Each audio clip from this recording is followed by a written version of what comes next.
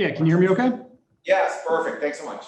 Excellent. Thank you, Marty. And I appreciate you giving me the opportunity to speak here, and thanks everyone for attending.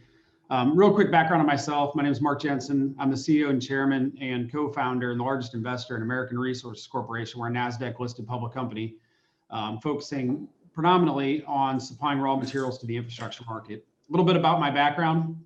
Born and raised in the Midwest, went to Indiana University, moved out to New York to do turnaround consulting and M&A.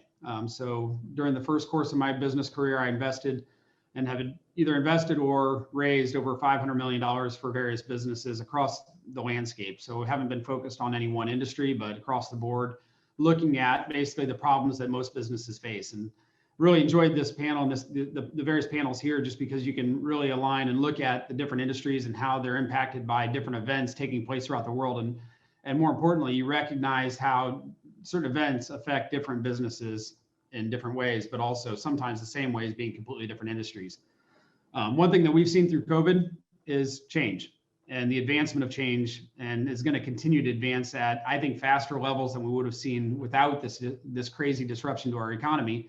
And it's going to continue to transform economies in a faster, more advanced way. What we've seen is the alternative energy market. Given the area where I operate, so American Resources, we focus on acquiring mining complexes in Eastern Kentucky and West Virginia, so that central Appalachian market. And I've been there for 12 years, sold my first company for $15 million when we got into it in 2006, exited in 2009, did a couple different consulting turnaround projects, and then started American Resources in 2015, predominantly buying assets from bankrupt companies and restructuring, taking those assets and focusing on maximizing the value from all of the assets, not just predominantly what this old stodgy industry has typically done. So we're known as a disruptor in the industry because we look at things differently. And where we see the opportunity and what's been presented to us is the ability to transform how the world receives product and produces product. In the mining industry, we have been blessed with a high degree and high concentration of various heavy rare earth oxides that are present in the materials that have been mined historically from coal mining. And this is developed not from my company specifically, but over the last 15 years, it's been developed by the scientific community in our region.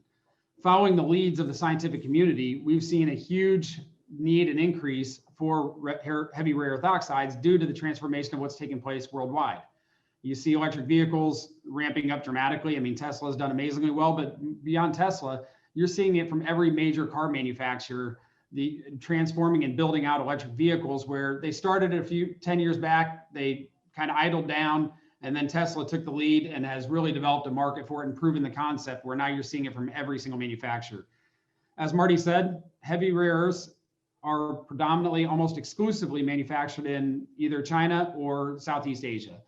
The unique thing about it is they are extracted via very invasive processes and very invasive methods, and controlled by countries that ultimately typically have dictated what the price is for the underlying commodity itself, which ultimately will drive up the prices for electric vehicles, alternative energy, and all the other different mechanisms. What we've seen and what we've been focusing on is developing a method to extract rare earths commercially. Now, there's rare earths present throughout the entire world, and especially in the United States. Rare earths are not rare. What is rare about them and what is rare about critical elements is being able to extract them economically and commercially, and actually be able to make money doing it. What my company has been focused on is the last 3 years of testing our various sites and doing it in a way that we can extract and concentrate the rare earths to produce them in an economically feasible manner, working with the scientific community, more specifically with the various universities that have led the research on how to not only concentrate, but also separate those rare earths, doing it domestically here. So what you'll see is in the United States today, there is basically one major region that actually produces heavy rare earth oxides. There's only one producing company in the entire country of the United States that can actually produce and process rare earths, and that's MP Materials. Got bought for $1.5 billion by a SPAC earlier this year, and they produce, instead of producing heavy rare earth oxides, they produce light rare earth oxides. What my region of the world is known for is having heavy rare earth oxides, but in low concentrations.